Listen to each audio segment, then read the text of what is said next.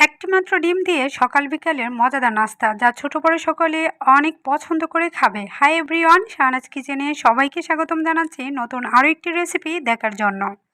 আশা করছি যে যেখান থেকে আমার রেসিপিটা দেখছেন সবাই অনেক ভালো আছেন, সুস্থ আছেন।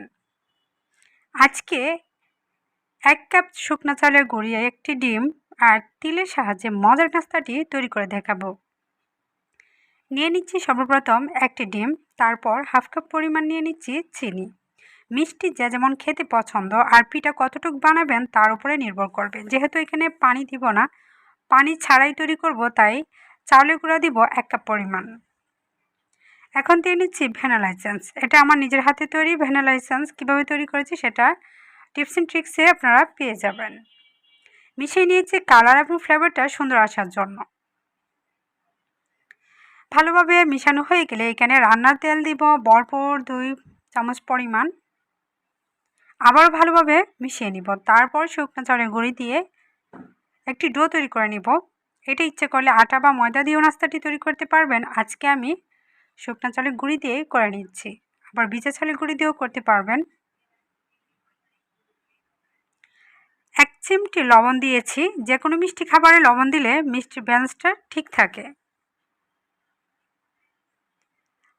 1 কাপ পরিমাণ চাউলের গুঁড়া দেওয়ার পর অনবরত নেড়ে ছেড়ে একটি ডো তৈরি করে নিচ্ছে। ডোটা বেশি অতিরিক্ত শক্ত থাকবে না, আবার বেশি একটা নরমও থাকবে না। চামচ দিয়ে মিশানোর পর হাত দিয়ে কচলিয়ে ডোটাকে সুন্দর মতো নিচ্ছে। আমরা অনেকেই সকাল বা বিকালে স্পেশাল নাস্তা খুঁজি। সহজে ঝটপটে নাস্তা যদি করতে চান বা বানাতে চান, তাহলে এমন একটি নাস্তা খাবার তালিকায় মাঝে মাঝে রাখার চেষ্টা করবেন। খুবই মজাদার একটি রেসিপি আজকে শেয়ার করছি। খুবই নরম হবে ভিতরটা আর উপরেটা খুবই মচমচে হবে। দারুণ মজার এবং অনেক টেস্টি এই নাস্তাটি। ডোটাকে পারফেক্টভাবে তৈরি করার পর এখন নিয়ে নিচ্ছি তিল। সাদা তিলটা নিচ্ছি, আপনি চাইলে কালো তিল দিয়েও তৈরি করতে পারবেন। তিলটা একটু ছড়িয়ে রেখে দিচ্ছি। এখন একটু একটু ডো নিয়ে তারপর লম্বা লম্বা করে শেপ করে নিচ্ছি। খুবই সহজ, এটা কঠিন কোনো কিছুই না। যে কখনো তৈরি করে নাই সেও একবার দেখার মাত্রই পেরে যাবে। এখন বানানো ভ্যানিলা এসেন্সটা দিচ্ছি। এটা আঠালোভাবে যেন তিলটা লেগে থাকে। এমনি যদি আমি লাগাতে চাই তাহলে সম্পূর্ণই খুলে যাবে। বাজার ক্ষেত্রে এমনিও খুলে যাবে। তিলের পিঠা তিলগুলি এমনিও সরে যায়। 80% তিল লেগে থাকে, 20% সরে যাবে। সেজন্য একটু আঠালো দিয়েছি যেন পরিমাণটা একটু বেশি থাকে। তো একইভাবে সম্পূর্ণ পিঠাগুলি আমি বানিয়ে নিচ্ছি। আজকের রেসিপিটা আশা করছি অনেকের কাছে ভালো লাগবে এবং অনেক উপকারে আসতে পারে, তাই ভালো একটি কমেন্ট করবেন। ইউটিউব থেকে দেখে থাকলে সাবস্ক্রাইব করার পর অল বাটনে ক্লিক করে রাখবেন, আর ফেসবুক পেজ থেকে দেখলে আমার পেজটা ফলো দিয়ে রাখবেন। সবসময় যারা আমাকে সাপোর্ট করছেন তাদেরকে জানাই অসংখ্য অসংখ্য ধন্যবাদ। মন থেকে অনেক দোয়া, অনেক ভালোবাসা। কেমন রেসিপি আমার চ্যানেলে আপনারা দেখতে চান অবশ্যই কমেন্টের মাধ্যমে জানাবেন। আপনাদের কমেন্টের উপর ভিত্তি করে রেসিপিগুলি শেয়ার করার চেষ্টা করব। কে কোন জায়গা থেকে দেখছেন কমেন্টের মাধ্যমে জানাবেন। কে কে আমার রেসিপিগুলি ফলো করেন অবশ্যই বলবেন, তাহলে আমার কমেন্টগুলি দেখতে এবং পড়তে অনেক বেশি ভালো লাগবে। আপনি যদি এমন নাস্তা কখনো না খেয়ে থাকেন, একবার হলেও এই রেসিপিটা ট্রাই করবেন। আমি লম্বা করে বানাচ্ছি, আপনি চাইলে গোল করে বানাতে পারেন, চ্যাপ্টা করে বানাতে পারেন, যার যখন দেখতে খেতে পছন্দ ডোনাটের মতো করেও বানাতে পারেন। একইভাবে সবগুলি লম্বা লম্বা করে বানিয়ে তিলের সাহায্যে আমি এরকম কোট করে নিচ্ছি।